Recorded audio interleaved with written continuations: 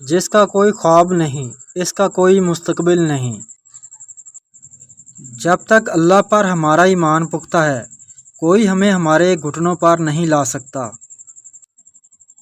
جہاں انسان جاتا ہے وہاں اس کا رزق پہلے پہنچ چکا ہوتا ہے۔ جب تک ہم اللہ کے راستے پر ثابت قدمی سے چلتے رہیں گے، تب تک کوئی بھی ہمیں جھکانے کی ہمت نہیں کر سکے گا۔ بڑے خوابوں کے لیے بڑی قربانیاں دینا پڑتی ہیں۔ دشمن بنانے کے لیے ضروری نہیں کہ آپ کسی سے لڑائی کریں، بس حق اور سچ بولیں۔ بے شمار دشمن آپ کو اپنے خاندان میں ہی مل جائیں گے۔